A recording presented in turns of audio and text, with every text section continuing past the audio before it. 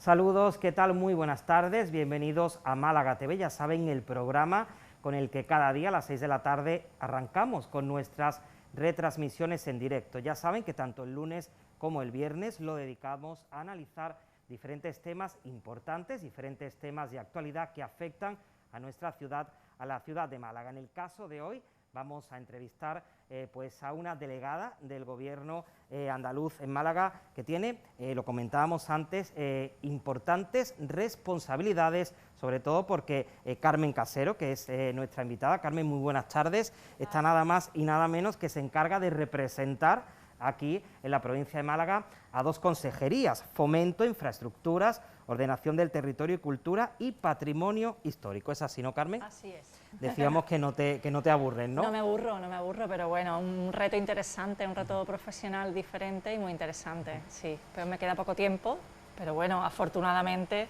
y que me dure mucho tiempo. Claro que sí, dos consejerías importantes, Carmen, y que precisamente pues están ahora, digamos, yo creo que más que nunca de actualidad. Hay que empezar, pues yo creo que es de rigor, por un tema en el que a los malagueños nos preocupa mucho y que estamos muy pendientes, como es el metro. Precisamente esta misma semana hemos vivido un hito histórico, como lo catalogaba el presidente de la Junta de Andalucía, Juanma Moreno, con la unión de los dos túneles, ¿no? Háblanos, Carmen, de ese avance tan importante para el metro de Málaga.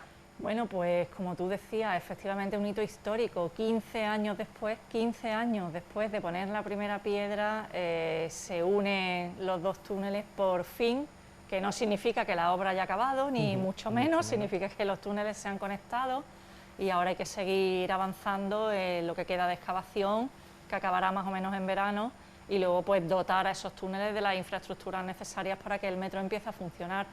Bueno, yo creo que una prioridad del presidente de la Junta, él mismo en sus primeras comparecencias aquí en Málaga hizo referencia a la importancia que para él tenía acabar esa infraestructura y sobre todo aliviar a tantos comerciantes y tantos vecinos del centro que llevaban sometidos a la obra del metro, y digo sometidos porque efectivamente era un sometimiento, terminar con esas cuestiones. Y bueno, planteamos unos hitos a medio plazo, hemos ido cumpliendo, no solemos dar una fecha de cuándo va a entrar el metro en funcionamiento, solamente vamos presentando aquellas cosas a las que nos hemos ido comprometiendo y se han cumplido. Y bueno, pues ahí está, a la vista está, la avenida Andalucía está despejada, el entorno de los callejones del Perchel y de la Alameda están despejados, los negocios han podido volver a retomar su actividad, que durante años la zona estaba prácticamente intransitable. En fin, yo creo que es un reto importante y que estamos cumpliendo con mucha seriedad. Hablando precisamente, Carmen, de todo eso que decías que se ha hecho, decía también el presidente que en el último año y medio se ha avanzado más que en los últimos 6 años. Sí. ¿Eso cómo se consigue?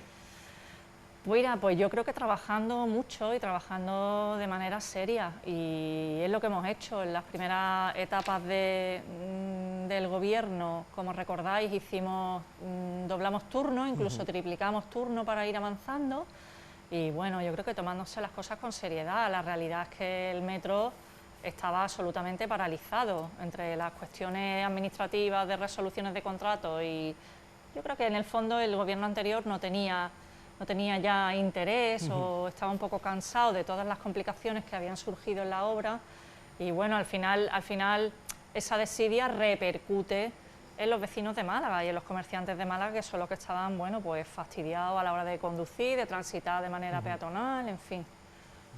Decía además también que es la mayor infraestructura acometida en estos momentos por la Administración Autonómica, un presupuesto de 900 millones que yo creo que al final será más, ¿no? Entiendo que por supuesto. Seguramente. Se va a comenzar ya a verle un poco de color, quizás los ciudadanos no lo ven a lo mejor tanto, porque bueno, ahí sí vemos imágenes del interior de los túneles, porque ahora es verdad que todo el trabajo se está desarrollando ya pues bajo tierra, un trabajo importantísimo, que además la prensa hemos tenido pues el privilegio, porque yo creo que es un privilegio, ¿no?, de ver cómo todo eso se está desarrollando. Es impresionante, ¿verdad? Impresiona. Es que llama, de verdad que llama muchísimo la atención. La semana pasada, en la unión de los muros, creo que bajamos 2 niveles o 3 niveles bajo tierra, y la verdad que aquello es impresionante, y decía que ya va a empezar a verse un poco de color y pronto llegará el montaje de vías, ¿no?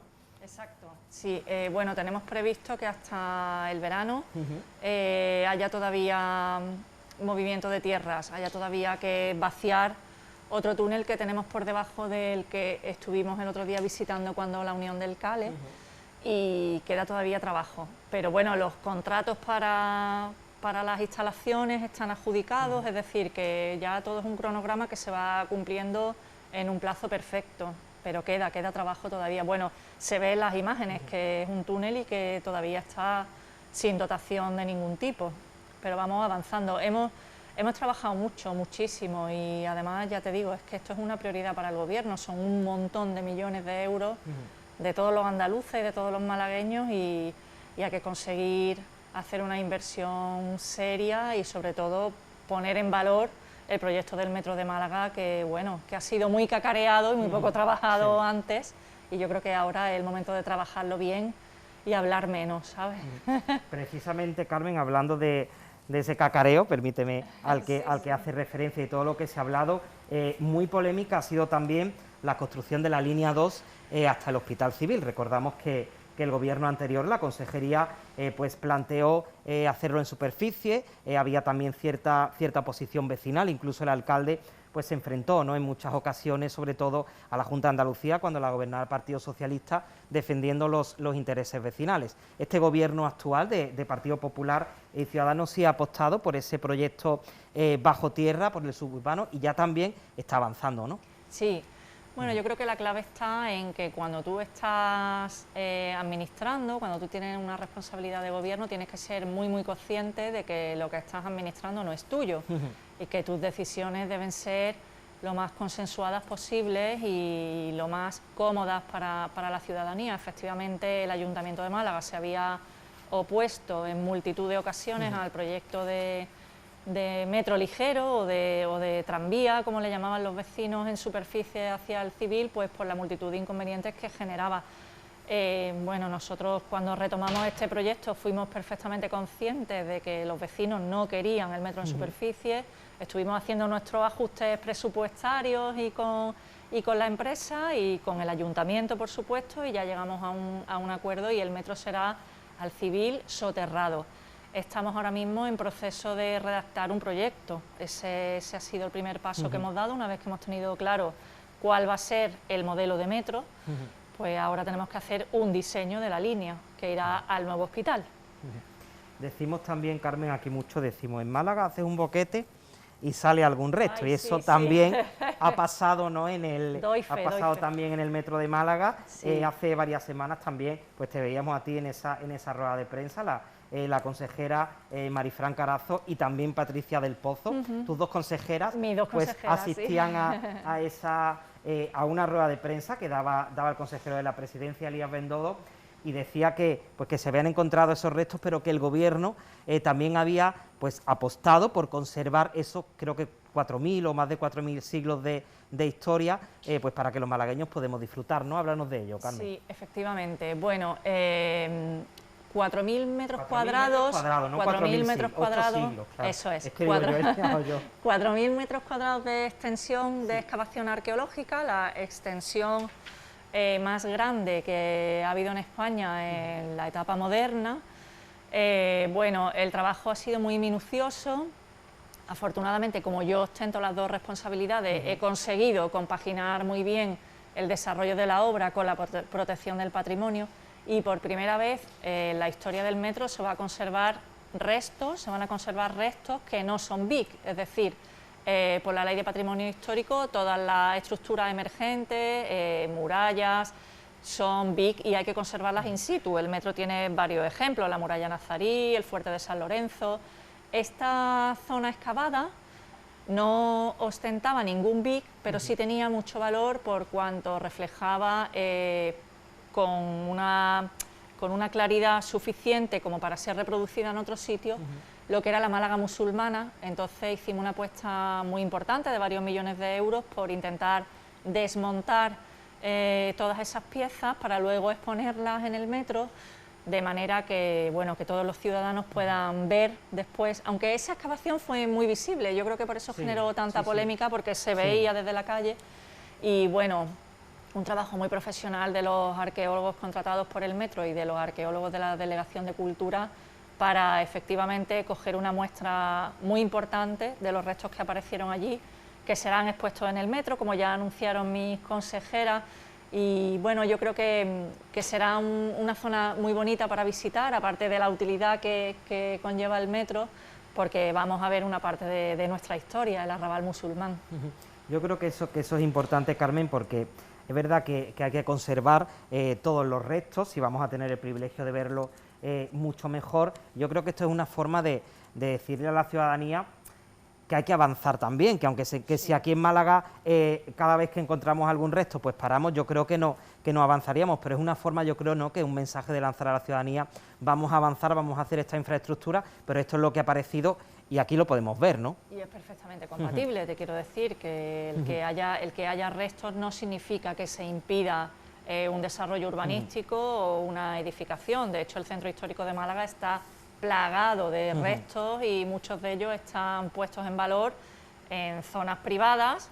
Pues no sé, es que se me ocurre ahora mismo la mezquita funeraria, que está en los bajos de un edificio, como sabéis, en Calle Agua, o un trozo de muralla en un hotel al lado de la Plaza de Camas. En fin, que restos surgen porque las ciudades van evolucionando y la vida queda por debajo, y por ley en todo el entorno del centro hay que hacer excavaciones previas porque es un mandato legal.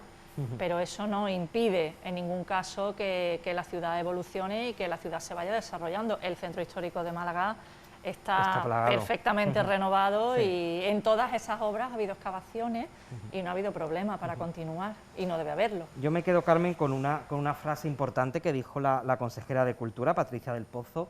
Decía: un viaje en el metro, un viaje en el tiempo, y es verdad, ¿no? Yo creo que eso se va a conseguir. Sé que no estaba en el guión, Carmen, de la entrevista, pero tú has mencionado esa mezquita funeraria, y sabemos que también hace algunos días los vecinos o vecinos de la zona y colectivos habían pedido pues que se pudiese disfrutar y que se pudiese ver. ¿En qué punto nos encontramos, Carmen, con respecto a esa mezquita? Mira, te cuento. Eso a nivel patrimonial es una auténtica joya, como sabéis. No sé si habéis tenido oportunidad de visitarla. Yo no la conocía hasta que me incorporé a la Delegación de Cultura, que tuve oportunidad de estar allí, y realmente tiene un valor patrimonial espectacular. ¿Qué problema tenemos ahí? Cuando yo me incorporo, el recinto que alberga esos restos, esa mezquita funeraria, como sabéis, son los bajos de un edificio. Se compró hace un montón de años, se hizo un proyecto de investigación y se puso en valor. Y eso funcionalmente está visitable. Tú entras y es una sala expositiva que es perfectamente visitable, pero no cumple la normativa. No cumple la normativa para que accedan personas en grupo, porque no cumple la normativa municipal, ni la de evacuación, ni la de la prevención de incendios. Entonces, ¿qué hemos tenido que hacer? Hemos tenido que contratar un técnico que evalúe cuáles son las instalaciones que hay allí, cuál es el desfase normativo al que hacemos frente, y en función de eso poder redactar un proyecto consensuado con el ayuntamiento que se adecúe de manera que cumplamos la licencia de apertura y en ese momento podamos abrir. Mientras tanto no podemos hacerlo. Son cuestiones que no afectan al yacimiento en sí, es decir, la excavación arqueológica está perfectamente mantenida y cuidada, pero sí afecta al tránsito de personas. Por ejemplo, la entrada tiene una altura demasiado pequeña para lo que una licencia de apertura nos requiere, el baño no es accesible, el aforo, la normativa de la evacuación nos limita el aforo, de manera que no todo el tránsito del pasillo se puede recorrer andando. Hay que poner unas plataformas que te permitan visitar la mezquita desde la entrada sin tener que llegar hasta el fondo. Son cuestiones sencillas a priori, pero sin solucionarlas no podemos abrir. Bueno, ya lo tenemos perfectamente diagnosticado, lo tenemos presupuestado y tenemos que licitarlo, que yo confío que a lo largo de este año podamos licitar, y la duración de la obra sería muy poco. Es una obra pequeña, son 4 meses o 5 meses, porque eso afecta solo como a 150 metros cuadrados de los 500 que tiene esa superficie. En total. Pues esperemos que pronto pues seamos testigos, ¿no?, de esa apertura, seguro que sí. Decías, Carmen, que Málaga está plagada de restos, y ejemplo de ello lo encontramos también en Carretería y en Calle Álamos, en ese eje de Carretería y Calle Álamos, 2 vías que han sido también noticia pues hace poco, a raíz de que la Delegación de Cultura pues solicitase al ayuntamiento que realizase nuevos sondeos arqueológicos más allá de los que el propio consistorio pues tenía previsto desarrollar. ¿Cuál es el problema? Así a grosso modo para que la gente pues pueda entendernos, que había un presupuesto, unos fondos europeos, unos fondos EDUSI, que hacen que, si yo me equivoco me corrige por supuesto, que el ayuntamiento tenga que finalizar las obras antes de un plazo determinado para no perder esa subvención. ¿Está en peligro ese proyecto municipal por esta nueva petición o digamos de la Delegación de Cultura? No, en absoluto, no está en peligro en absoluto. A ver, el ayuntamiento tiene un plazo, si no me equivoco, un plazo de justificación de esa subvención de final de 2022. Ellos ahora mismo no están en disposición de empezar porque tengo entendido que la obra no está adjudicada, está en proceso de licitación, pero el proceso no ha terminado, ¿vale? En su momento yo comenté con la gerencia de urbanismo que, bueno, ellos lo saben perfectamente, pero seguramente muchas de las personas que nos están oyendo no lo saben. El Centro Histórico de Málaga es un BIC, es un conjunto histórico y tiene una protección de la Ley de Patrimonio Estatal y de la Ley de Patrimonio de Andalucía.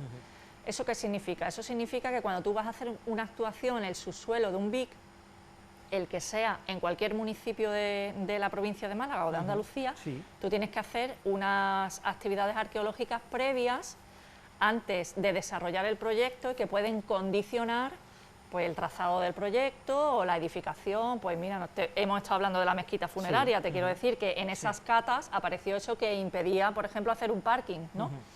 Bueno, pues yo consensué con el ayuntamiento, puesto que ellos iban apurados de plazo, porque sus procesos de licitación también eran extensos, que hicieran una actividad arqueológica previa, de manera que una vez que obtuviéramos los resultados pudiéramos casar el tiempo de la ejecución de la obra con el de las actividades complementarias que nosotros les requiriéramos, porque esa zona de carretería es una zona muy rica, como sabéis está la muralla, en fin, que arqueológicamente es una zona bastante rica. ¿Qué ha pasado? Ha pasado pues que efectivamente, como ya preveíamos, en los primeros estudios que ha realizado el ayuntamiento han aparecido en 7 puntos de la calle zonas que invitan a pensar que ahí hay estructuras emergentes o otro tipo de restos que pueden tener cierto valor. Eso no afecta a la obra porque la obra es una remodelación en superficie y de cambios de servicios que no hay que profundizar, no hay que hacer un parking ni nada por el estilo. Entonces, ¿qué vamos a hacer? Lo que vamos a hacer es fasear toda la actividad complementaria de arqueología que nosotros le hemos requerido al ayuntamiento para que vaya aparejado al desarrollo de la obra. Eso no es novedoso tampoco, eso se ha hecho en otros puntos del centro histórico, en el entorno del mercado de Atarazana, en el entorno de la catedral, que también han sido financiaciones que estaban condicionadas a plazo y para que no hubiera un retraso, pues hubo un acuerdo entre el ayuntamiento y los técnicos de delegación, de manera que ellos irán haciendo por tramos las actividades complementarias que nosotros les hemos pedido para que no tengan que parar la obra. Nosotros tenemos muy claro que la protección del patrimonio es una absoluta prioridad, pero que no puede paralizar la inversión y la actividad productiva. Eso, vamos, eso es una obligación que tenemos también como administración y más en esta época, claro. También en colaboración con el ayuntamiento, Carmen, hablando de otro asunto, habéis tenido que trabajar estrechamente en el solar Astoria Victoria, también se han hecho sondeos geoarqueológicos, ha habido que trabajar mucho porque ahí sí han aparecido restos de una importancia relevante, ¿no? Digámoslo así. ¿En qué punto se encuentran ahora mismo las excavaciones o los sondeos en ese solar? Claro, lo que diferencia el Astoria de calle Carretería es que en el Astoria sí han aparecido estructuras emergentes, restos de muralla que sí pueden afectar a una posible excavación del suelo. Porque ese proyecto que el ayuntamiento está promoviendo, si yo no recuerdo mal, tenía varias plantas de sótano y por eso se ha profundizado tanto en la excavación. Bueno, ellos nos pidieron, después de acabar la actividad arqueológica que nosotros le habíamos mandado, nos pidieron complementarla con unos sondeos que han efectuado antes de Navidad y el procedimiento sería cerrar la actividad arqueológica, que es una tramitación administrativa, y cubrir los restos, que ahora me imagino que cuando empiecen a echar arena se generará también un debate como diciendo que están enterrando los restos, que no sé cuánto. Precisamente la siguiente pregunta iba por ahí, pero No. ya si la respondes, claro. Es que o sea, cuando tú cierras una actividad arqueológica, tú tienes que proteger los restos, porque los restos que están a la intemperie se pueden ver dañados por, no sé, por un granizo, por una nevada, por una inundación. Entonces, por ley, ellos tienen que proteger los restos hasta que se articulen las medidas que dictará la Consejería de Cultura, pero por eso se tapan con arena, porque ahora ellos tapan con arena, cierran la actividad arqueológica, nos mandan una memoria de la primera parte que han hecho, que fue la que nosotros les exigimos, y los sondeos que fueron los que ellos nos solicitaron antes de cerrar la actividad, nos mandarán todo lo que han estudiado y en función de eso pues nosotros tomaremos una determinación que afectará solo al mantenimiento de los restos que hayan aparecido según el valor que los técnicos estimen que tienen. Nunca va a afectar al proyecto que el ayuntamiento quiera desarrollar en la parcela, porque también se ha generado mucho debate sobre si hay que hacer un edificio, hay que cerrar la plaza, no hay que cerrarla. Eso no entra dentro de las determinaciones que Cultura tome. De la consejería, claro. Es decir, Cultura solamente va a pronunciarse en lo que determina, en lo que afecta a los restos que han aparecido. Y luego ya el propietario de ese suelo, que en este caso el ayuntamiento, desarrollará o no lo que estime oportuno con las medidas de conservación de restos que nosotros sí, eso sí, se lo imponemos. En cualquier caso, todo queda datado, documentado, fotografiado, sí, para que quede testimonio de lo que realmente hay ahí abajo, claro está. Cuando se hace una excavación, todo que se hace como un inventario y efectivamente, y luego, claro, los restos que tienen más valor o que tienen, que a nivel técnico se estima que hay que conservar, pues a algunos se le hacen medidas complementarias de puesta en valor, si es que el promotor encaja con su proyecto, poner en valor ese tramo, y si no, pues lo pueden conservar y no estar visible también. O sea, pero eso ya, o sea, nosotros desde Cultura le decimos qué tienen que conservar y de qué se puede prescindir, ¿no? Qué se puede desafectar, digamos, y luego son ellos los que tienen que adaptar esas medidas que nosotros ponemos al proyecto que ellos quieran desarrollar, que ahí nosotros ya sí, no ya queda en manos de la administración sí, local en este caso, eso es. y no entráis ahí como, sí, como administración como administración regional. nada. Un asunto, Carmen, también importante de la Consejería de Fomento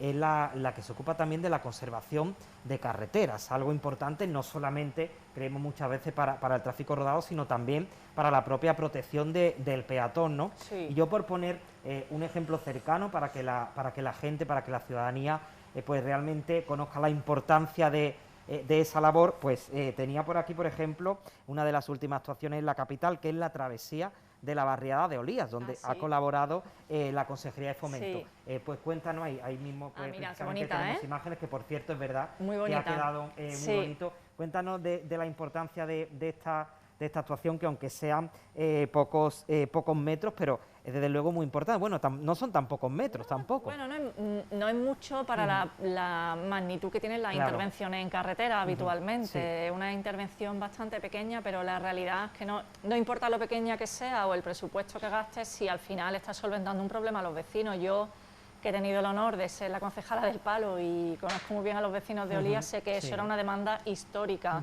de ese barrio, era una demanda histórica, porque al final la gente, bueno, pues normal, sale por ahí a pasear, es su barrio, van a la ermita, vuelven, en fin, y sentían cierta inseguridad. Entonces me llamó el concejal magnífico del distrito que tienen ahora, que es mi amigo Carlos Conde, me pidió ayuda y estuvimos buscando alternativas en principio para ampliar la carretera, pero ya era una obra de ingeniería bastante costosa y bueno, mis técnicos me propusieron esta instalación que era más liviana y yo creo que más integrada en el paisaje de la zona, y los vecinos yo creo que se han quedado bastante contentos. Nosotros invertimos en Andalucía casi 200 millones de euros al año en mantenimiento de carreteras, son muchos millones, es que son también muchos kilómetros de carretera. Y bueno, yo creo que pequeñas obritas como esta le hacen la vida un poco más agradable a los vecinos, sobre todo cuando llevan 20 años reclamando que alguien le haga caso y desgraciadamente no habían tenido éxito. Yo creo que estas actuaciones, Carmen, y permíteme si me equivoco me lo dices, yo creo que estas son quizás una pequeña obra, pero yo creo que las que más os deben satisfacer, ¿no? Bueno, Cuando a mí mucho, se acerca un vecino y te sí. dice, Carmen, gracias, porque yo voy todos los días, por ejemplo, a la ermita, como has dicho, y es que me da muchísima seguridad. Sí. Yo creo que eso, que por supuesto el metro, todo satisface muchísimo, Bueno. porque es un bien para la ciudad en general, pero yo creo que estas pequeñas actuaciones Pero son las que más satisfacen, ¿no? Claro, todo se complementa. Es que claro. es lo que te decía al principio. Al final, cuando tú estás administrando un presupuesto que es dinero de todo el mundo, tienes que tener empatía también hacia lo que la gente te está reclamando, porque al final nosotros, bueno, todos, porque yo también pago impuestos, somos los dueños de lo que tú estás gestionando, y la verdad que venga la gente y te pida un tramo de acera, que es una cosa muy menor, Claro. pues no tiene, o sea, ni tiene una carga presupuestaria, pero sí tiene una carga para ellos muy importante y hay que atenderla. Yo intento atender siempre lo que puedo, que no es todo porque los recursos son finitos, Bueno, pero... son 2 años de legislatura, pero estáis en el Ecuador prácticamente, quedan aún otros 2 años, ¿no? Sí, Claro, pero nosotros hemos tenido 19 obras en las carreteras autonómicas este año pasado, el 20, y bueno, muy bien, teníamos muy claro, la verdad, con esto de la pandemia, que mantener la actividad de obras en carreteras era muy importante para mantener el empleo y para generar puestos de trabajo, y efectivamente, no sé si habéis podido comprobar los últimos datos del paro, el sector que ha generado un poco de empleo ha sido el sector de la construcción. Sí. Y Ayer la consejera, hoy precisamente salía la EPA, los datos, sí, y lo reflejaban, sí. Y la consejera tenía mucho empeño, incluso cuando estábamos confinados, en que se mantuviera la actividad, y se mantuvo, todo el tiempo se mantuvo, excepto unos días que el gobierno decretó en el estado de alarma que se cogieran como permiso excepcional. La actividad se mantuvo y yo creo que era necesario y oportuno, e incluso, bueno, los parones que ha habido ha sido porque había escasez de materiales, porque los transportes se complicaron mucho. Llegaban, claro. Sí. Esta actuación, Carmen, que hemos visto, forma parte del...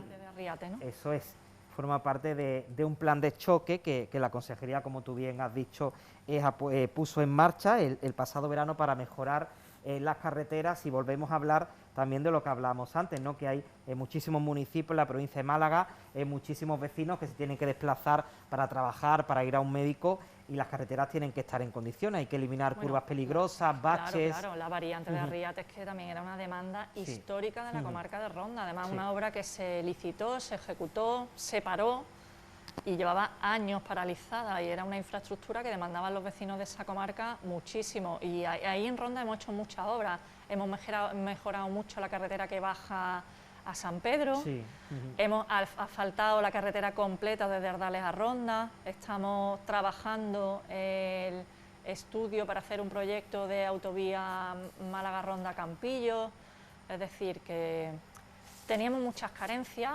Es verdad que al final nunca te pones al día, porque las ciudades están vivas y siempre van surgiendo necesidades y oportunidades, pero hemos trabajado mucho en esa comarca sobre todo.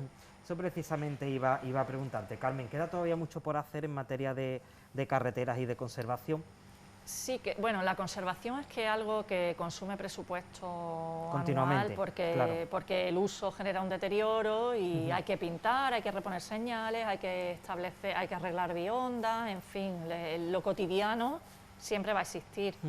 La infraestructura sí todavía queda mucho por hacer, queda mucho, es que yo es que me pongo a pensar y sí nos queda mucha tarea, pero bueno, yo creo que tenemos un diagnóstico bastante bueno de lo que necesitamos y estamos ahí luchando por conseguir recursos para poder hacer frente a todas las obras, pero la realidad es que estamos haciendo frente a cuestiones que eran demandas de años y años. Yo no sé, es que por ejemplo aquí el PTA de Málaga, es que ya no hablamos del PTA porque la pandemia nos ha transformado. Sí, pero es cierto que esas pero colas PTA, a la entrada y a la hora punta... El PTA, claro, el PTA era un infierno. O sea, la gente que trabajaba en el PTA lo sabe perfectamente, que las caravanas eran insoportables. Y ahí, bueno, ahí hemos invertido 3,5 millones de euros, pero la caravana desapareció antes de la pandemia, Y bueno, pues ya está eso preparado para cuando se retome la normalidad, aunque yo creo que el teletrabajo ha venido en parte para quedarse. Yo creo que sí, no es el tema, pero es verdad que ha beneficiado no es el tema, mucho bueno, en todos los sectores, claro que sí, imagino que a eso por supuesto pues también.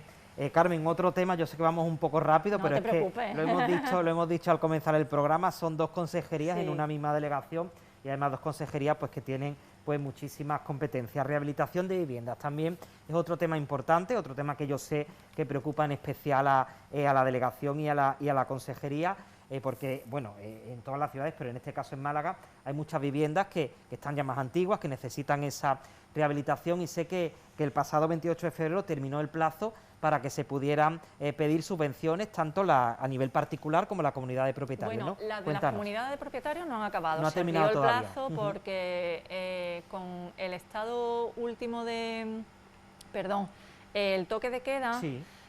Impedía la celebración de algunas reuniones en comunidad. Comunidades. Y según la ley de propiedad horizontal, las reuniones telemáticas no tenían validez para adoptar acuerdos para pedir la subvención. Claro. Entonces, desde el Colegio de Administradores de Fincas nos solicitaron, por favor, ampliar un poco el plazo para que pudieran tener tiempo para celebrar las reuniones que ahora con las limitaciones de aforo y de horarios pues les costaba trabajo. Entonces acaban el 30 de marzo, ¿vale?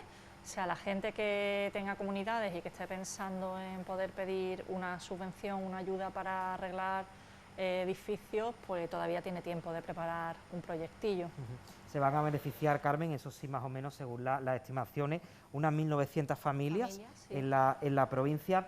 ¿Esas ayudas en qué consisten y, sobre todo, pues en qué van a beneficiar a los vecinos? No sé, a lo mejor instalación de ascensores o en qué pueden beneficiarse. Sí, son ayudas que van encaminadas a dos cuestiones. Una, mejorar la eficiencia energética, es decir, todo lo que suponga una mejora de la edificabilidad de esa vivienda, tiene subvención. Y la mejora de la accesibilidad, es decir, salvar los obstáculos, poner ascensores, el cambio de ventanas, el cambio de los cuartos de baño, ese tipo de cuestiones que son las mejoras de la accesibilidad para las personas, también están incluidas en esas convocatorias. Sí, cuestiones importantes que a lo mejor en edificios antiguos antes no se Claro. tenían tanto en cuenta a la hora de pero construir y son necesarias. Sí, claro. además la población, hay barrios, efectivamente, como tú dices, barrios que, bueno, que la gente, la población va envejeciendo y a lo mejor cambiar una bañera por un plato de ducha es algo fundamental. Claro, sí.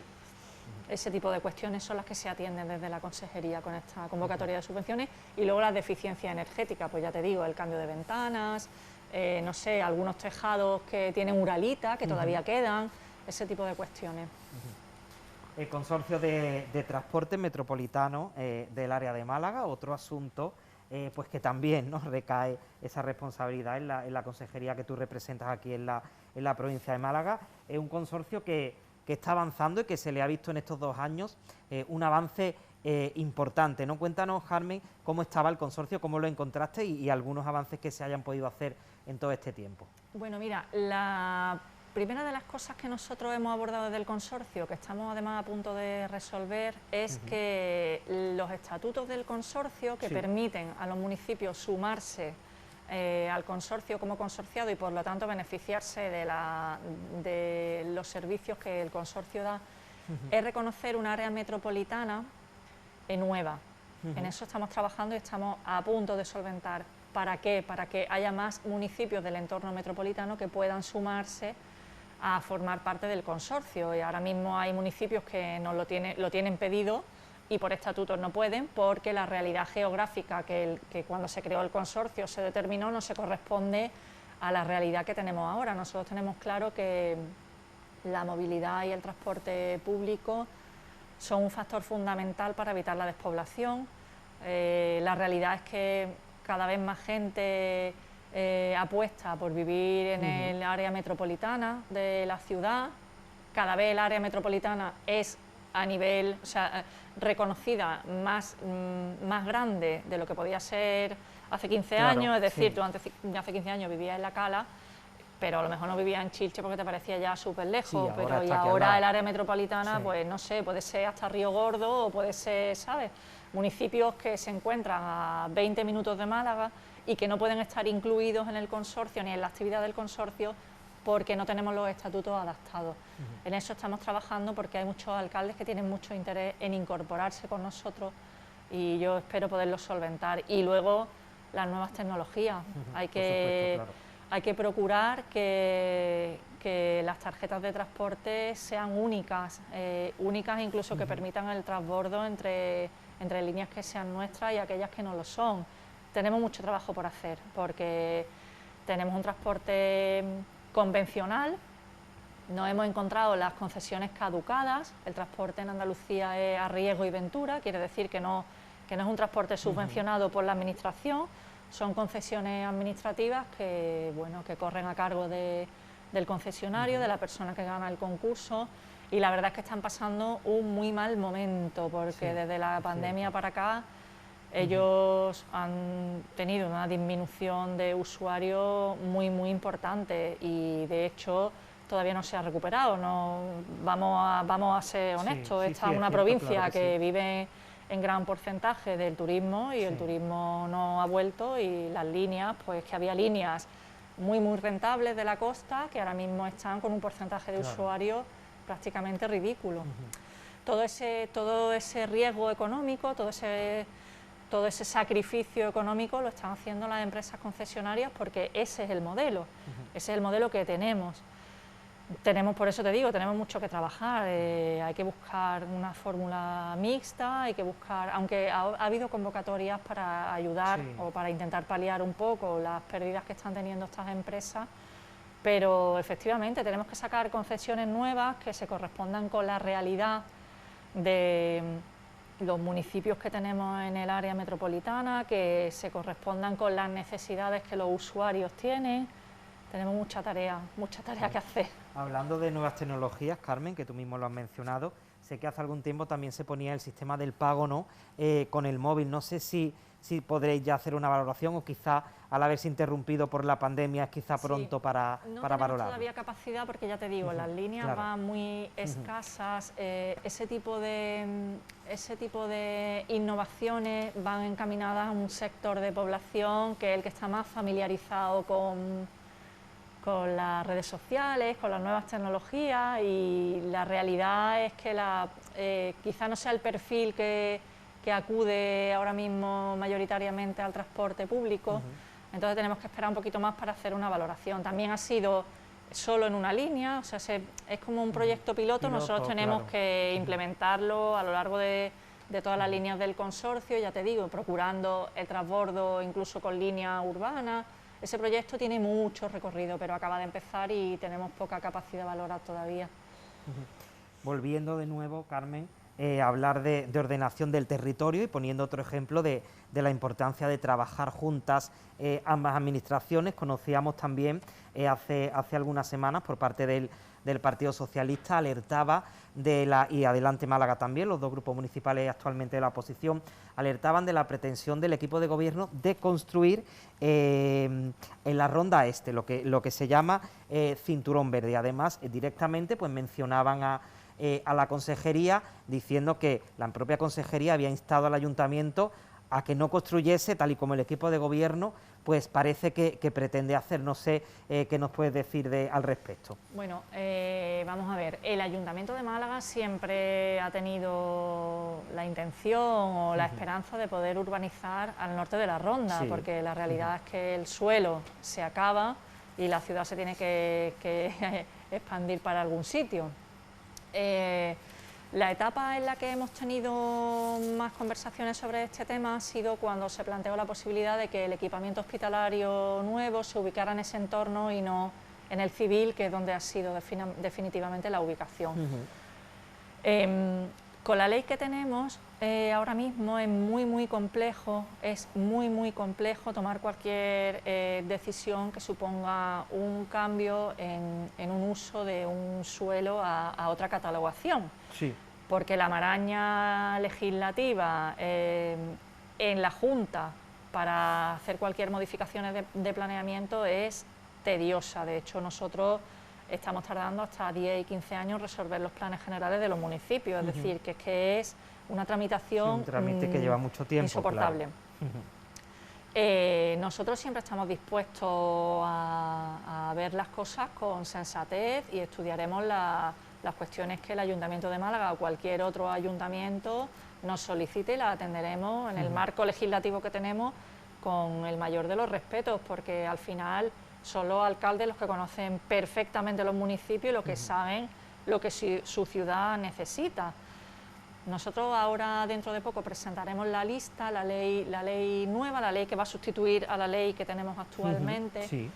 Y ese borrador, que yo he tenido oportunidad de ojearlo, hace un esfuerzo muy importante para que los ayuntamientos sean mucho más autónomos de lo que son. Nosotros consideramos que agilizar trámites y poner herramientas para que los ayuntamientos puedan tomar sus propias decisiones es fundamental, porque al final el urbanismo, el pintar un suelo de un color u otro, el establecer cuántas viviendas de VPO van en un entorno de un municipio, eso debe ser una cuestión que el ayuntamiento tenga capacidad de decidir, siempre bueno, con un marco legislativo establecido y el absoluto respeto por las normas, pero que sean unas normas flexibles. El debate está abierto, nosotros siempre estamos dispuestos a oír al Ayuntamiento de Málaga en las propuestas que nos quiera hacer. Hay otras zonas de la provincia que están construidas al norte de la Ronda, es decir, que tampoco hay que rasgarse las vestiduras porque el Ayuntamiento de Málaga quiera construir en una zona al norte de la Ronda, cuando tú te vas por la costa y gobiernos anteriores han autorizado construir al norte de la Ronda, pues en Benalmádena, en Mija, en Fuengirola, en fin, que hay muchos municipios, y yo creo que con la legislación en la mano, presentando proyectos respetuosos y sobre todo con la norma, todo es posible. Nosotros nunca nos negamos, siempre al revés, siempre nos mostramos colaboradores para estudiar cualquier proyecto que nos presente el ayuntamiento, siempre. Otro asunto, Carmen, además que yo sé que te preocupa especialmente, es el tema de la cultura. Museos, bibliotecas, el propio flamenco, del que también se está hablando mucho, el apoyo, por ejemplo, al Festival de Cine, también que presta la Consejería. Yo sé que en este tiempo ha habido muchos colectivos pues, que se han quejado, ¿no?, de la falta de ayudas, porque a lo mejor las ayudas de primera necesidad han ido a, pues, por ejemplo, para ayudas a alimentación o a personas vulnerables, y el sector artístico, digamos, se ha quejado, pero yo sé que la Junta de Andalucía sí ha apostado por ese sector y no lo ha olvidado, ¿no?, obviamente. Nosotros hemos tenido convocatorias de ayudas el año pasado para prácticamente todos los sectores de la cultura, pero la realidad efectivamente es que no han sido subvenciones directas, han sido subvenciones por proyectos en concurrencia competitiva, y luego hemos hecho un esfuerzo impresionante por mantener actividad que nos permitiera contratar también y usar servicios de compañías teatrales, de compañías de baile, de compañías de música. De hecho, este verano ha habido un programa muy novedoso de música y museo en el Museo de la Aduana. Todas las actuaciones teatrales que ha habido municipios pues que han renunciado a sus eventos por cuestiones de aforo, o incluso porque el municipio debía estar confinado y los alcaldes no consideraban que se pudiera desarrollar allí ninguna actividad cultural.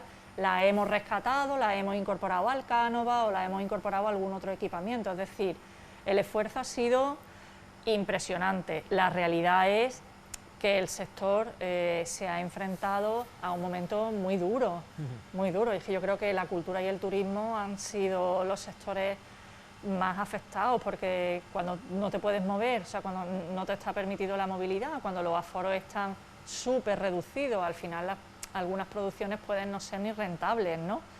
Pero nosotros hemos hecho un esfuerzo muy, muy importante, y además hemos mantenido todas las aportaciones que la Consejería de Cultura viene haciendo a actividades que yo creo que son muy importantes para esta provincia, para esta ciudad. Pues el Festival de Cine, como tú decías, los Goya, que ha sido una incorporación presupuestaria nueva. No hemos reducido ninguna aportación al Museo Picasso, ni siquiera al Museo de la Aduana. Hemos trabajado para que la sala de exposiciones temporales del Museo de la Aduana esté bien, para que pronto tenga también su propia actividad. Es decir, que claro, que sí, que hemos hecho un esfuerzo muy, muy, muy importante, y sí ha habido convocatorias de ayuda para todos los sectores, para todos. Es verdad que me consta que desde la Consejería han pedido que en las convocatorias de ayuda directas a autónomos se incluya también a este sector, y me consta que lo están estudiando y que va a ser así, para que la gente también pueda acudir a una ayuda directa, no a una ayuda de proyectos o ayudas a las producciones. Una infraestructura importante también para la ciudad de Málaga va a ser la Biblioteca Pública del Estado, aunque será un proyecto que le corresponde al al gobierno central, pero yo sé que la consejería pues ha tenido mucho que ver. De hecho, tú presides, ¿no?, la Comisión Provincial del Patrimonio y este pasado verano se dio ya el visto bueno para que el gobierno pues pueda avanzar en esa rehabilitación. No sé si la consejería tiene ya algo más que hacer ahí o simplemente ya habiendo hecho este trámite, pero entiendo que sí, ¿verdad? Sí, las bibliotecas son como los museos, son de titularidad estatal y de gestión autonómica. El Museo de la Aduana es de titularidad del Estado, pero la gestión es de la Junta de Andalucía, y la biblioteca es igual, será un equipamiento estatal, el Estado es quien financia y la Junta de Andalucía es quien después lo gestiona. Por eso nosotros teníamos mucho interés y hemos hecho mucho esfuerzo con el equipo del Ministerio para consensuar un proyecto. A mí me parece que del proyecto que parecía que se iba a ejecutar, que luego no se ejecutó, al que hemos conseguido aprobar en la Comisión de Patrimonio, hay todo un abismo. Tiene una fachada que es muy conservadora con el entorno, tiene otra que es absolutamente moderna, innovadora, se han cambiado los espacios, se ha hecho accesible y utilizable el patio central, que va a tener una cubierta muy interesante, se va a poner en valor, si está en condiciones, la muralla. En fin, hemos hecho un trabajo técnico muy importante y claro, sí, es que para nosotros era muy interesante poder consensuar con el Ministerio un proyecto, porque al final hacer un edificio más o menos funcional o que tenga más capacidad de ser accesible a los malagueños o a los visitantes, para nosotros era vital, porque luego tenemos que gestionarlo. Y bueno, yo tengo que decir que las negociaciones han sido largas y han sido a veces complejas, pero en buena sintonía, y hemos llegado, yo creo, a un magnífico acuerdo para las dos partes, sí. Yo creo que es lo importante, ¿no? El hecho de que haya entendimiento entre ambas administraciones. Es nuestra obligación. Porque la ciudadanía, en el fondo, es la que se va a beneficiar, ¿no?, de las infraestructuras. Sí. Sí. Y de la Biblioteca Pública del Estado nos vamos a la Biblioteca Provincial. En este caso depende de la Consejería de Cultura también, y sé que es algo en el que pues también te has volcado, ¿no?, sobre todo en esta época de pandemia. Ha habido que adaptarse, ¿no? Cuéntanos, Carmen, cómo han sido esos cambios que ha habido irremediablemente que hacer, ¿no? Bueno, la realidad es que cuando surge el confinamiento domiciliario en el mes de marzo del año pasado, hacemos frente a algo absolutamente novedoso para todos los ciudadanos, pero a nivel administrativo de pronto llega la revolución, es decir, pasamos del Pleistoceno digital al año 2025. La Junta es una administración que no estaba preparada en absoluto ni adaptada en absoluto al marco en el que nos hemos tenido que desenvolver, y hemos hecho un esfuerzo muy importante. Hemos hecho esfuerzos en redes para mantener la actividad, para que los usuarios puedan acceder a toda la actividad que teníamos programada. Hemos hecho mucho esfuerzo por poner contenidos públicos para que la gente pudiera, incluso libros, para que la gente pudiera acceder a su uso. Hemos sido muy meticulosos con el préstamo de libros para que la gente bastante pronto pudiera ir al préstamo de libros y luego devolverlos en garantía de seguridad importante. Es decir, es que ha sido una revolución auténtica. Estoy viendo la sala infantil y me da pena, porque yo creo que fue de las cosas que ha tardado. Son imágenes prepandémicas, hay que decirlo, porque no hemos podido, ya no está así, por cuestiones de seguridad no hemos podido entrar. Pero la sala infantil de la Biblioteca Provincial es, yo creo, de las salas de lectura infantil más importantes de toda la provincia. Es verdad, tiene, la conoces, ¿verdad? Sí. Tiene una cantidad de actividad todo el año que es digna de conocer. Yo invito a quien tenga niños en edad infantil a que consulte en redes sociales y en la web de la página de la biblioteca tantas actividades como se hacen en la sala infantil, que además se clausuró y ha sido de lo último en poderse abrir. Yo sé que es cierto, además corroboro, porque yo mismo fui a grabar esas imágenes y precisamente ese día, que por cierto nos atendieron muy bien, todo hay que decirlo, había una actividad infantil y tuvieron pues la amabilidad de retirar a los niños para que no saliesen en las imágenes, para permitirnos grabar. Yo pregunté cuándo puedo venir, que no haya actividad infantil, y era muy difícil encontrar. Estas imágenes pueden tener a lo mejor un año o más de un año, ¿no? Pero pero que es importante, ¿verdad?, resaltar la actividad que tiene para la cultura, importante también con respecto a la lectura para los más pequeños, por supuesto. Al final son nuestros potenciales clientes, hay que hacer hábitos desde chiquititos y hay que procurar que se encuentren muy a gusto en la sala de lectura, invitarlos a venir, que se sientan como en su casa, que participen de todas las actividades y que se sientan bien. Y muy interesante la actividad que se hace con niños en esa biblioteca. No la he hecho yo, ya existía cuando yo llegué, pero el equipo de la Biblioteca Provincial es fantástico y pone mucho empeño en que todo salga muy bien y sale, ¿eh? Sale. Esperemos y confiamos en que todo esto se va a recuperar, porque obviamente todo esto pasará y volveremos a la normalidad y haremos entrevistas sin mascarillas y seguro que todo podremos tocar un libro que haya cogido otro. Seguro que tocarnos, es verdad que es que hemos perdido mucho, ¿eh? Es verdad que si hemos aprendido, siempre digo ya, a leer la mirada, ¿no? Sí. Porque es verdad que a lo mejor antes por una sonrisa podía saber, pero ahora es verdad que con la mirada podía verlo. Carmen, por último, y para no robarte más tiempo, pero me parece también importante destacar el Centro Andaluz de las Letras, un centro pues que se encuentra en Calle Álamos, en carretería muy cerquita de la Plaza de la Merced. Ha realizado en estos 2 años de gobierno, tengo yo por aquí, 250 actividades, nada más y nada menos que para la promoción de las letras y la lectura en Andalucía. Yo creo que algo también importante y que hay que destacar, ¿no?, la importancia de este centro, ¿no? Sí, yo creo que es un centro en general bastante desconocido para la población en general. Quien no sea muy aficionado a la lectura probablemente no sepa ni que existe. Pero es un centro que yo invito a la gente a que también consulte todas las actividades que tiene y se sume a todas las actividades que realiza durante el año, porque es de verdad encomiable la labor que hacen. Yo hace pocos días, el día 8 de marzo, tuve oportunidad de acompañarles a una lectura teatralizada que desarrolló la compañía Caramala, que son fantásticas. Y disfruté una barbaridad, duró 1 hora y media, que para mí es mucho tiempo en un acto, pero disfruté muchísimo. Me pareció una actividad innovadora, una forma de celebrar el Día de la Mujer diferente, y yo creo que al público que había, que fue poco porque también tenemos limitaciones de aforo en el salón, disfrutó igual que yo. Fue muy interesante, y el trabajo que está haciendo la directora del CAL es muy importante para hacer llegar a todos los andaluces pues tanta cultura literaria como tenemos en esta provincia, bueno, y en esta autonomía. Esas imágenes, para poner al público en antecedentes, son de la presentación de unos cuadernillos didácticos que se presentaron exactamente, y volvemos a incidir en lo mismo. Esto precisamente se van a llevar a las aulas pues para esa importancia, ¿no?, de la lectura. Sí. Acercar la cultura literaria a los niños, que es un deber que tenemos, que hay que cumplir. Pues Carmen, muchísimas gracias por acompañarnos, a ver si lo digo bien, bueno, sí, porque lo voy a leer.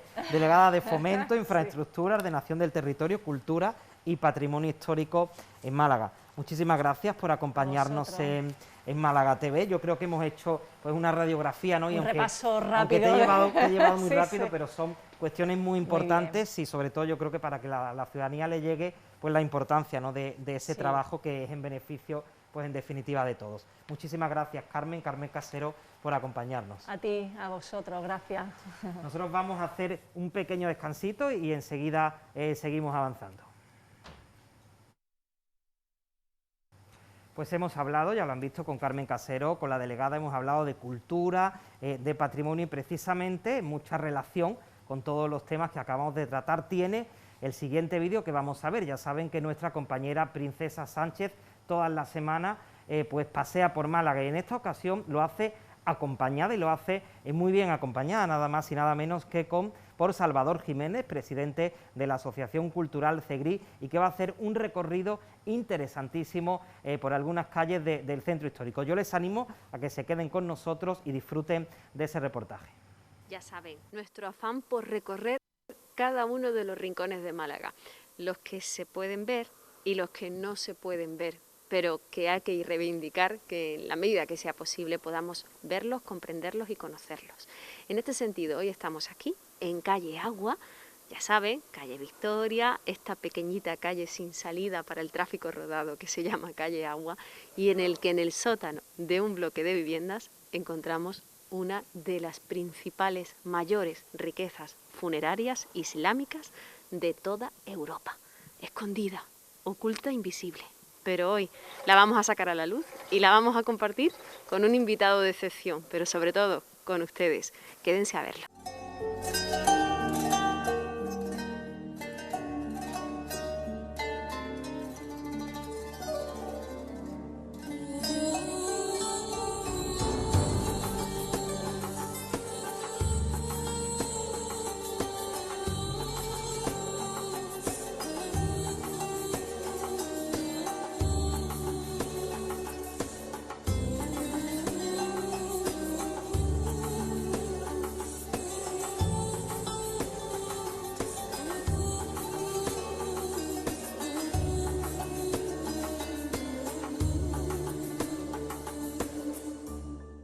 Amigos, amigas, como os anunciaba, aquí estamos, concretamente, y venía hablándolo con mi querido amigo Salvador Jiménez, historiador de la Asociación Segri, le conocéis toda Málaga, estamos sobre un cementerio. Estamos en un sitio, bueno, a los que nos gusta esto ya sabes tú, un sitio muy especial, un sitio muy sensible y sobre todo yo encantado de venir a hablar del cementerio de Gibralfaro, de Jabal Faruk y sobre todo de la mezquita funeraria de Calle El Agua, que tanto se ha hablado, tanto se ha escrito, pero que tampoco se ha visto, ¿no? Totalmente.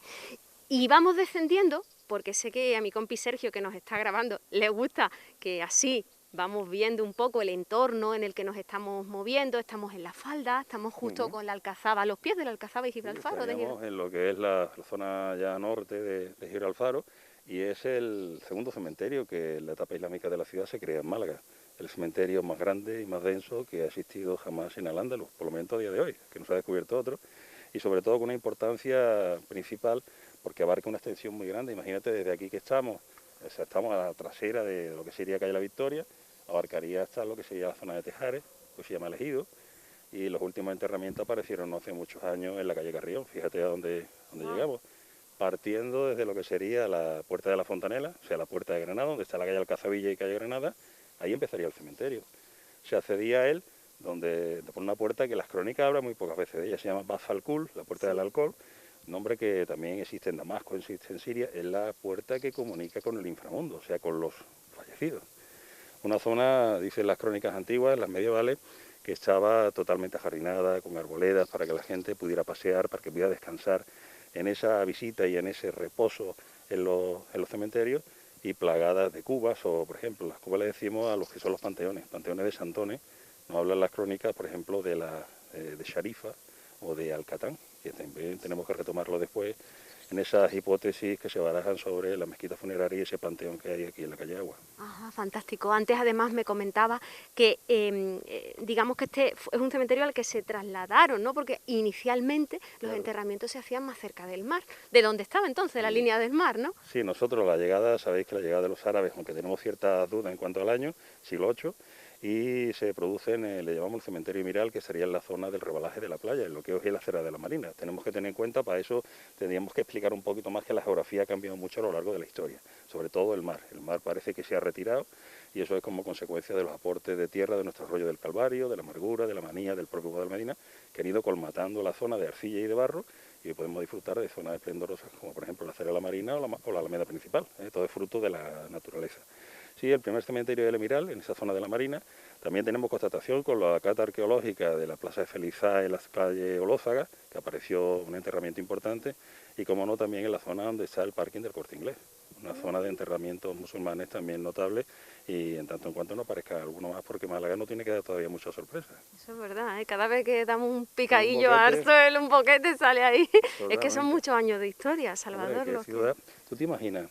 Yo lo he dicho muchas veces, yo sí menospreciar a los americanos. ¿Qué harían los americanos si tuvieran 3.000 años de historia? Tienen 200 y pico y se vuelven locos. Se vuelven locos, ponen ahí, montan un sarao de cualquier ladrillico que se encuentra. Con esto te quiero decir que a veces los nuestros ciudadanos también valoran un poquito más y se interesan un poquito más por el tema del pasado y de la historia, porque además es una ciudad que yo he dicho tantas veces que quiere vivir de esto, que es la cultura, pues nos tenemos que poner al día todos. Hasta nuestros políticos se tienen que poner al día y ser un poco más displicentes en cuanto a aparece un resto arqueológico, tenemos ahí pendiente la zona de la historia, en fin, ¿qué te voy a contar? Que tú ya no sepas. Sí, es una pena, y fijaos que desconocida, antes lo enfocaba mi compañero Sergio, esta zona de Gibralfaro, la falda de Gibralfaro, muy desconocida, Salvador, Y me ha llamado antes la atención cuando me comentabas que, claro, aquí empezarían los enterramientos y lo harían por estratos. Claro, totalmente. Lo que pasa es que llegó a un momento que había tantísimos enterramientos que uno se superpone encima de otro. Aquí se han encontrado hasta 5 niveles de enterramiento, con lo cual, pues incluso el discurrir entre ellos, pues se hacía un tanto complicado de la cantidad de densidad que había de enterramientos. Bueno, propio de los cementerios también musulmanes. Si vais a Marruecos, si vais a algún cementerio, pues voy a dar fe de lo que os estoy diciendo. Claro, sí, ellos no tenían una arquitectura a la hora de enterrar, era más un rito. Efectivamente, es un rito muy particular, que fuera de micro te comentaba que, bueno, es muy desconocido a la vez, ¿no? El tema del enterramiento es algo muy particular. Imaginaros que lo que es el entierro empieza antes que se muera el difunto. Cuando se está ya prácticamente agonizando, normalmente si llegamos a este punto, pues se lee la Sura 36 y ahí empiezan los rezos y los ritos hasta que fallece. Una vez que fallece, pues se le pone de costado, de forma lateral, para que ya empiece a mirar a la Meca, ¿no? Se lava el cuerpo, evidentemente, si es mujer o si es hombre, si es mujer lo lavan las mujeres, si es hombre lo lavan los hombres, y después se le va envolviendo en un sudario blanco, en que no sea de seda, está prohibido por el Corán. Una vez que ya se ha preparado el cuerpo, pues se mete en un ataúd sin tapa. El Corán prohíbe el enterramiento con ataúdes, aunque yo sé que uno de los restos que han aparecido en la mezquita de Calle el Agua son clavos y madera.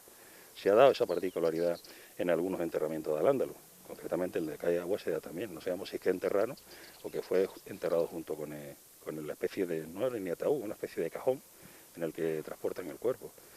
Después, una vez se entierra mínimo a 1 metro de profundidad, también lo dice el Corán.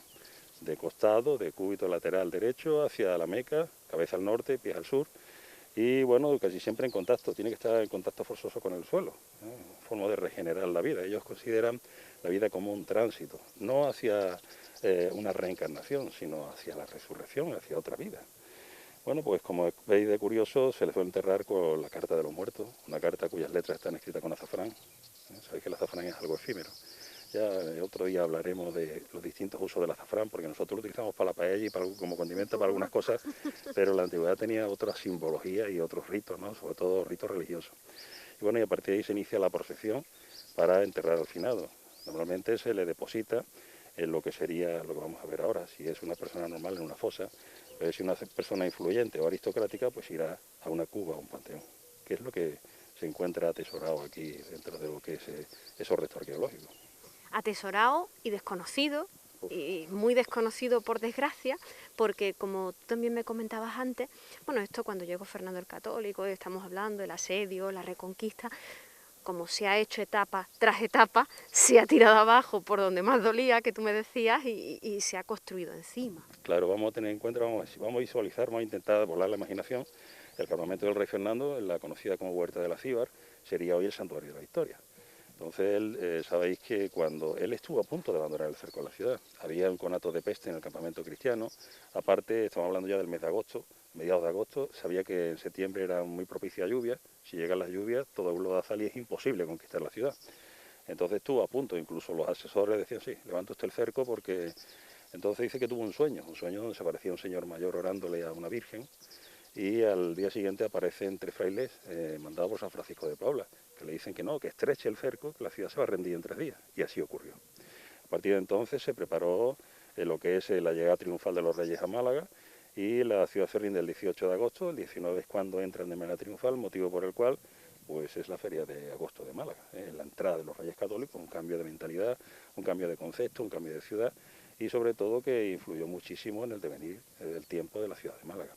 Bueno, ellos lo primero que hicieron, esa comitiva atravesó la calle que se llamó de la Victoria, hasta lo que sería la calle Granada, calle de San Agustín, hasta la antigua mezquita mayor, la mezquita Aljama, que consagraron en catedral, y desde ahí se dirigieron a la Alcazaba de Málaga para recibir las llaves de la mano de un rico mercader que se llamaba Ali Durdús. Señor que, dicho sea de paso, pues renegó de su religión, se bautizó, se puso de nombre de Pila Fernando en honor al rey, y de Málaga en honor a la ciudad. Algunos descendientes de Ali Durdús tuvieron cierto predicamento en Málaga. De hecho, nosotros tenemos una calle que se llama calle Juan de Málaga, un bisnieto, un tataranieto de ese famoso Ali Durdús. Fíjate qué curiosa es la historia cuando se empieza a hilvanar, ¿no? Bueno, pues de las primeras cosas que ordenan pues es arrasar pues parte del cementerio musulmán, el cementerio de Giro Alfaro, para construir una gran vía de comunicación. Tengamos en cuenta que esa es la comunicación directa y antiguamente de Málaga con Granada. Esa sería la vía principal que se apertura, echando por encima de todo pues lo que serían las tumbas y todo lo que hubiera en medio de ellas. Con el paso del tiempo, ¿en qué se transformó toda esta zona? En zona agrícola. Fíjate qué curioso. Zona sobre todo por la riqueza, la necesidad primero de abastecer a la nueva población y segundo porque era una zona rica en agua. Claro. Rica en agua donde hay un manantial que brotaba de Gibralfaro y también un pozo de agua potable del cual con una noria se extraía el agua para el consumo. De ahí se derivó el nombre de esta calle donde estamos nosotros, Calle del Agua. Exactamente, qué curioso, ¿eh? Calle del Agua. Todo tiene... Nosotros no hemos sido muy respetuosos con nuestro pasado, pero no me preguntes por qué, porque yo creo que es algo así paradójico, que en algunas calles nos dan pistas del pasado de la ciudad, de algún personaje, de algún hecho histórico, y que eso nos da pie a que los que nos dedicamos a esto podamos explicar la historia de la ciudad. Sin duda, haya quedado algún pocillo, ¿verdad?, que nos permite seguir tirando del hilo, y a ti como historiador, ¿no?, que además conoces tanto, ¿te siguen sorprendiendo las cosas que vas descubriendo, Salvador? Sí, yo suelo decir, me dice la gente, ¿cuánto sabe usted? Digo, no, yo me di cuenta cada día que cada vez es menos. Me queda mucho por saber, tengo muchas ganas de saber muchas cosas más, pero sí es curioso, es muy curioso. Pues ahora, si te parece bien, vamos a bajar a lo que sería esa mezquita y vamos a conocer en qué condiciones se encuentra en la actualidad. Venga. Imaginaos la situación. A finales de los años 80, lo que iba a convertirse en el aparcamiento de un bloque de pisos se convierte en un descubrimiento único, en un gran tesoro arqueológico. Os hablo del sótano del número 22 de la calle Agua en la avenida de la Victoria. En el subsuelo se escondían las dos únicas mezquitas funerarias conocidas hasta el momento en la España islámica, además de un mausoleo, oratorios funerarios, que pertenecen todos ellos a la necrópolis islámica de Jabal Faruk, la más grande descubierta en Al-Ándalus. Entre los siglos VIII al XI, coincidiendo con la época del califato omeya, la primera necrópolis islámica malagueña situada junto al mar perdió su uso. Se debió a que el puerto empezó a recuperar su importancia comercial. Aquel espacio funerario se trasladó desde la falda norte de Gibralfaro hasta las inmediaciones de El Ejido. Ocupaba una gran extensión. Las excavaciones arqueológicas de los últimos años han permitido ampliar los límites de este cementerio que, como saben, está considerado como el más grande tanto por espacio como por densidad de enterramientos de Al-Ándalus. Recordad lo que nos acaba de comentar Salvador, esta necrópolis llegaría casi hasta la Trinidad. La necrópolis alcanza, os podéis imaginar los límites, por el norte, la fachada de calle Agua, y se prolonga la línea hasta unir con calle Altozano.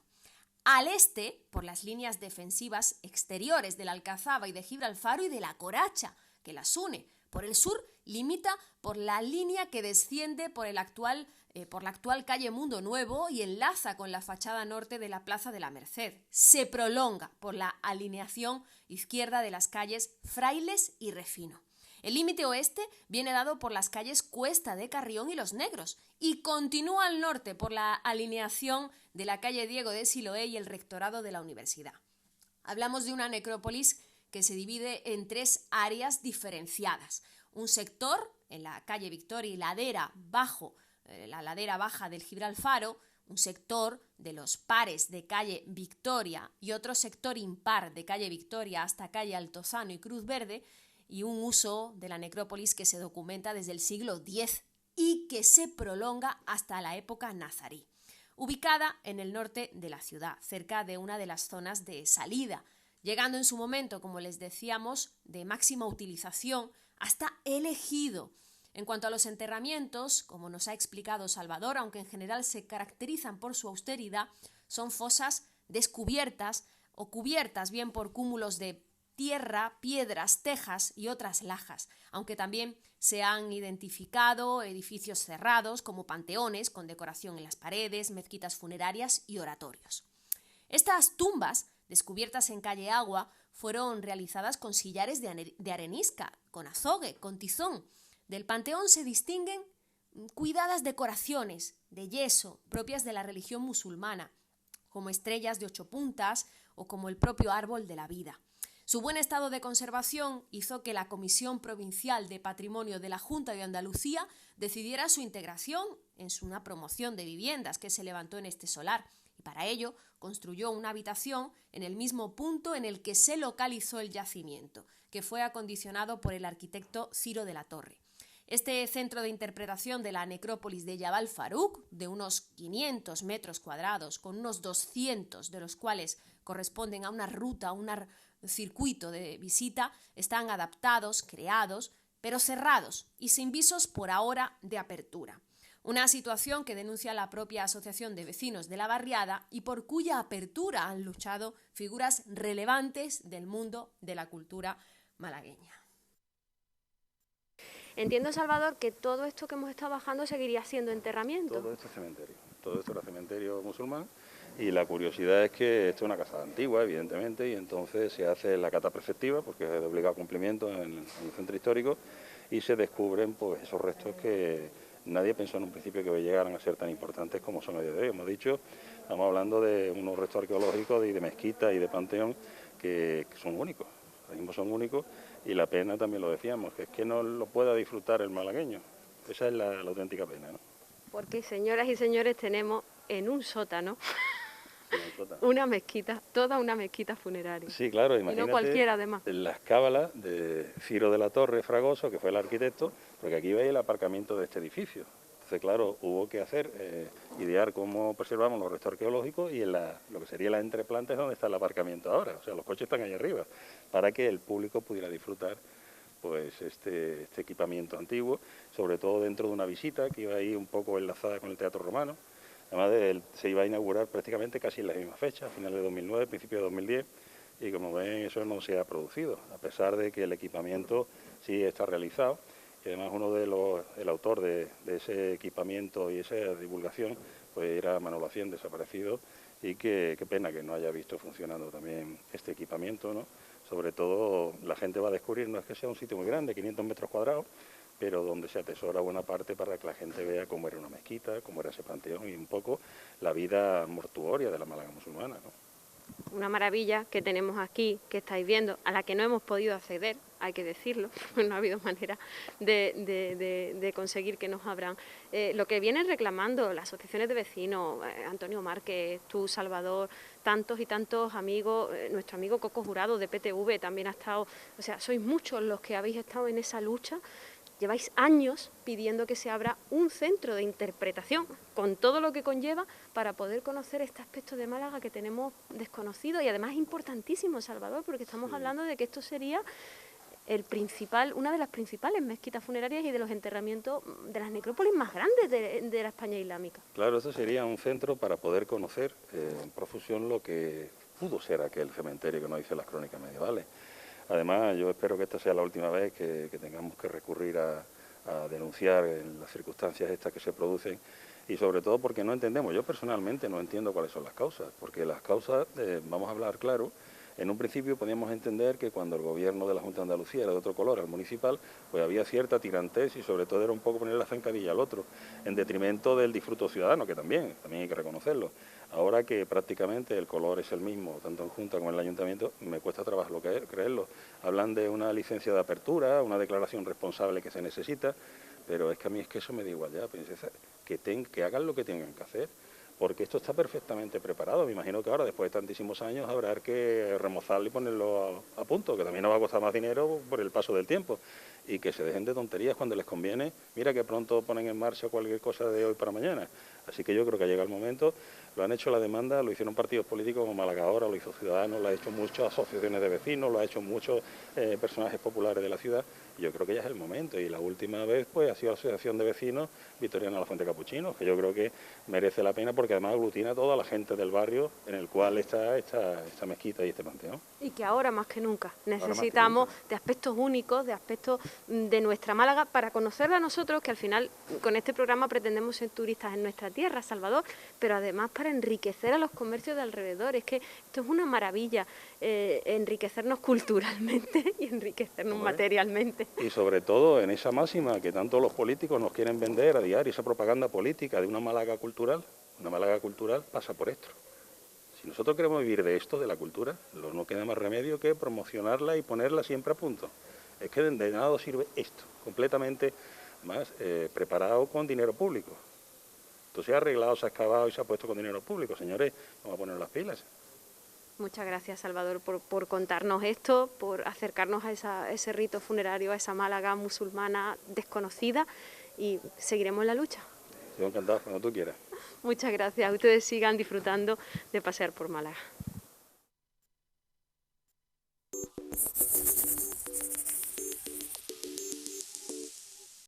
Aquí fuera no puedes cometer ningún error. 10 valientes. ¡Está pasando! Tratando de resistir. ¿Cómo voy a sobrevivir aquí? En uno de los lugares más hostiles del planeta, el Ártico. Podría estar grabando mi propia muerte. Alone, supervivencia en el Ártico. Los lunes, solo en Blaze. Cuando navegas por internet, debes saber que podrías encontrarte con noticias falsas. Para evitarlo, sigue estos consejos. Investiga la fuente de la noticia. Aplica el sentido común. Pregúntate si estás ante un bulo. Piénsatelo antes de compartir. Son indicaciones para proteger a los menores ante los bulos y noticias falsas en la red. Pasa del bulo y navega seguro. Consejo Audiovisual de Andalucía. Junta de Andalucía. Nuestra oferta de televisión incluye más de 80 canales temáticos con una amplia programación para los más pequeños de la casa. Con la televisión de PTV Telecom te vas a entretener, te vas a divertir y vas a aprender. Para disfrutar todos juntos contamos con la mejor oferta de canales temáticos, musicales, cine, series, deportes, documentales y mucho más.